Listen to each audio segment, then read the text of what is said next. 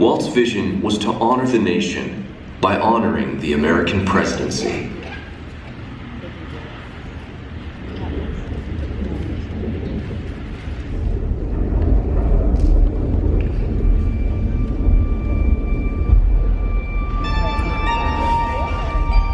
It is 1783, and the smoke is clearing in the wake of the Revolutionary War.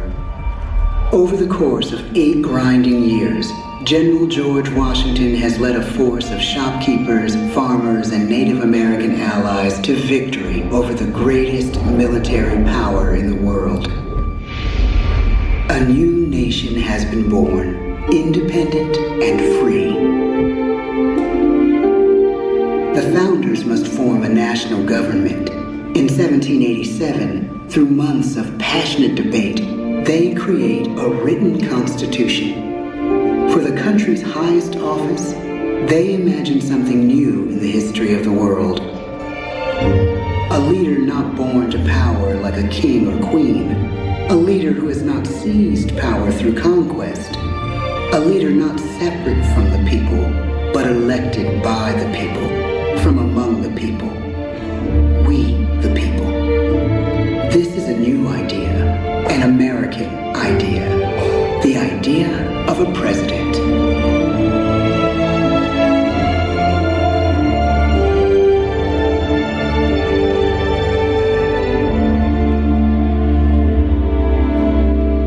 The people don't know exactly what a president will be, but there is little doubt who it will be. George Washington's stature and bearing have marked him as a leader. His integrity has made him a great one. Washington knows that many generals who have led successful revolutions make themselves dictators or kings. Instead, he steps down from power and retires to his home, Mount Vernon. The world takes note, and George Washington becomes the symbol of American ideals. In the first presidential election, it's Washington by a landslide. The only doubt seems to be his own. He writes, "Integrity and firmness is all I can promise. Integrity and firmness is exactly what we need." Everything he does as president will set a model for his successors. His final act may be the most important of all. After 2 terms, with no term limit in the Constitution and amid overwhelming support to stay in office, he steps down once again and hands power back to the people.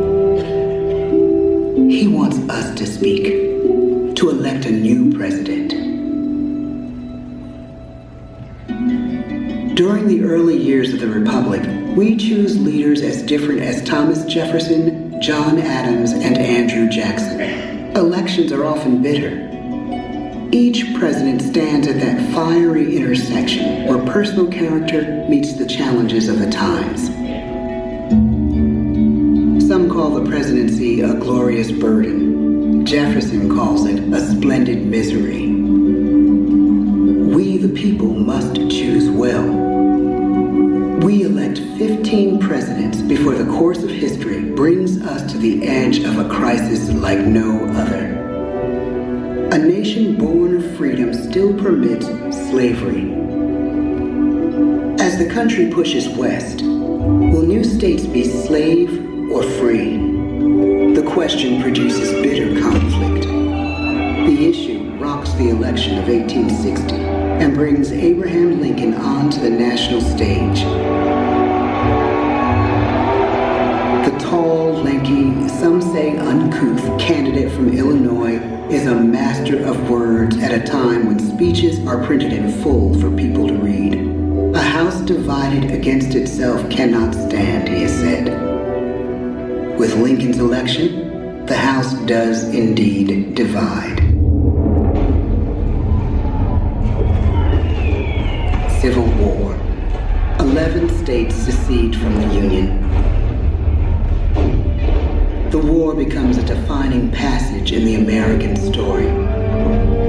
The president's own inner strength and depth of character change the course of history. Lincoln had come up the hard way, on the American frontier, desperately poor, with less than a year of formal schooling. His early years were scarred by tragedy, the death of his mother, his sister, his first love. He struggles with depression, but never loses his determination to rise above it. He once said he's driven by a desire to leave the world a little better place for having lived in it. The war rages. Lincoln fights to preserve the Union and end slavery.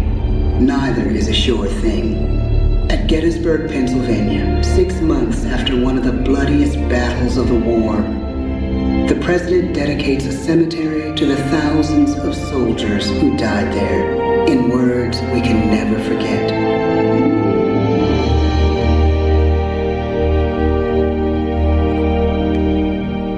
"Fourscore-and-7 years ago, our fathers brought forth on this continent a new nation, conceived in liberty and dedicated to the proposition that all men are created equal. Now we are engaged in a great civil war, testing whether that nation or any nation, so conceived and so dedicated, can long endure. We are met on a great battlefield of that war. We have come to dedicate a portion of that field as a final resting place for those who here gave their lives, that that nation might live. It is altogether fitting and proper that we should do this. But in a larger sense, we cannot dedicate, we cannot consecrate, we cannot hallow this ground. The brave men, living and dead, who struggled here, have consecrated it far above our poor power to add or detract. The world will little note, nor long remember what we say here, but it can never forget what they did here. It is for us, the living, rather, to be dedicated here to the unfinished work which they who fought here have thus far so nobly advanced. It is rather for us to be here dedicated to the great task remaining before us, that from these honored dead we take increased devotion to that cause for which they gave the last full measure of devotion. That we here highly resolve that these dead shall not have died in vain, that this nation, under God, shall have a new birth of freedom, and the government of the people, by the people, for the people, shall not perish from the earth. The blood of over 500,000 Americans is spilled in the Civil War. President Lincoln's enduring hope is to give true meaning to the sacrifices of so many, to lead us to that new birth of freedom. With the end of the war and the end of slavery, a new birth truly begins. As we roll toward the 20th century, settlers roll west on wagon wheels and railroads connect the nation coast to coast. Millions of immigrants pour in from Europe and Asia. Population doubles. Our economy triples. Our standing among nations rises. We need presidents who can lead both at home and abroad. At the same time, a young Theodore Roosevelt is retreating from New York politics and personal tragedy. The death of his wife and his mother on the same day in the same house. In the Badlands of North Dakota, he rethinks his life and the life of his country. He returns stronger in body and spirit. His renewed energy is just what his country needs.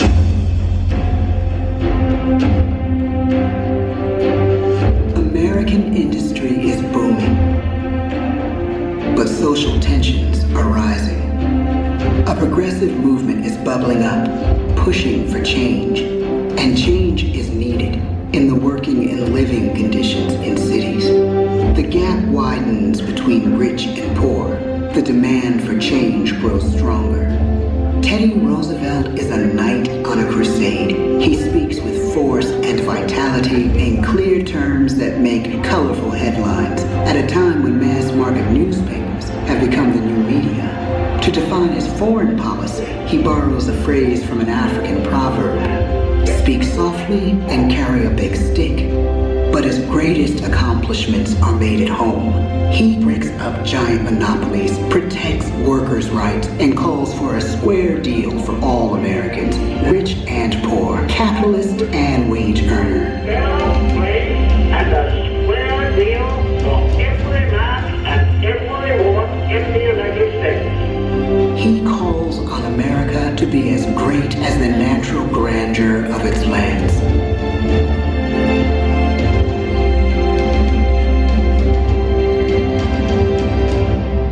Keep your eyes on the stars and your feet on the ground, he tells us. And we do.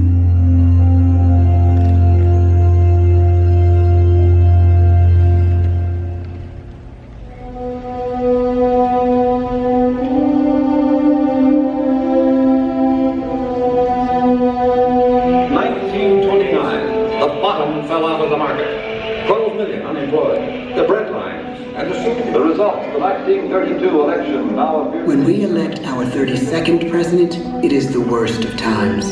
The course of history and the course of one president's life again shape a turning point in our national destiny. Franklin D. Roosevelt, paralyzed by polio, knows how to restore the faith of a people paralyzed by the Great Depression. I believe in practical explanation and in practical policy. He has found the inner strength his countrymen now need.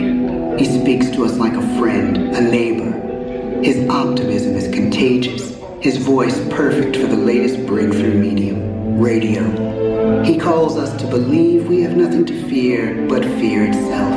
And we do believe. Tonight's attacks on England are perhaps the most widespread of the war in the course of the day. But an even greater challenge dominates his final years in office: the Second World War.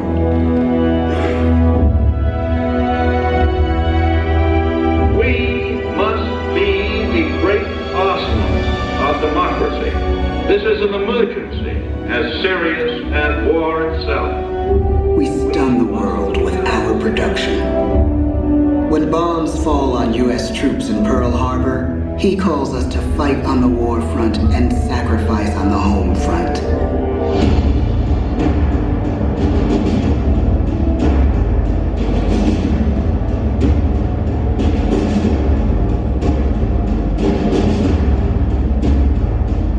The harder the sacrifice, the more glorious the triumph. So spoke America in the year 1776. So speak Americans today. The world changes. The country changes. And yet, in one sense, what we need most from our presidents has never changed. A guiding vision that calls forth the best that America can be. Will outer space be developed for the benefit of all mankind? Or will it become another focus for the arms race? The choice is urgent, and it is ours to make. Ask not what your country can do for you. Ask what you can do for your country. But really, it's all of us who must overcome the crippling legacy of bigotry and injustice. And we shall overcome. One of the agreements that President Sadat and Prime Minister Begin are signing tonight is entitled A Framework for Peace in the Middle East. Mr. Gorbachev, tear down this wall. You have lost too much, but you have certainly not lost America. I can hear you. The rest of the world hears you. Loving this country requires the willingness to speak speak out for what is right, to shake up the status quo. That's America. Our presidency is no longer just an idea. It is an idea with a proud history. Ladies and gentlemen, the presidents of the United States of America.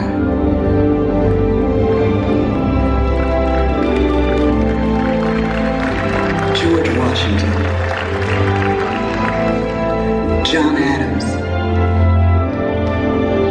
Thomas Jefferson, James Madison, James Monroe, John Quincy Adams, Andrew Jackson, Martin Van Buren, William Henry Harrison, John Tyler, James K. Polk, Zachary Taylor, Millard Fillmore, Franklin Pierce, James Buchanan, Abraham Lincoln, Andrew Johnson, Ulysses S. Grant, Rutherford B. Hayes, James A. Garfield, Chester A. Arthur, Grover Cleveland, Benjamin Harrison, William McKinley, Theodore Roosevelt, William Howard Taft, Woodrow Wilson, Warren G. Harding, Calvin Coolidge, Herbert Hoover, Franklin D. Roosevelt, Harry S. Truman, Dwight D. Eisenhower, John F. Kennedy, Lyndon B. Johnson, Richard M. Nixon, Gerald R. Ford, Jimmy Carter, Ronald Reagan, George Bush, Bill Clinton, George W. Bush, Barack Obama,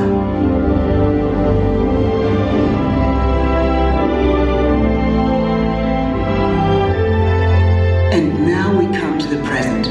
Once again, we place our trust in the idea of a president, as we have from the beginning. My fellow citizens, no event could have filled me with greater anxieties than that notification on the 14th day of April, 1789, that you had selected me to lead our nation. But it was with the confidence of my fellow citizens that I took an oath. 35 simple words that have been repeated by every American president throughout history. I, Donald John Trump, do solemnly swear that I will faithfully execute the office of President of the United States and will, to the best of my ability, preserve, protect, and defend the Constitution of the United States. So help me God. From the beginning, America has been a nation defined by its people. At our founding, it was the American people who rose up to defend our freedoms and win our independence.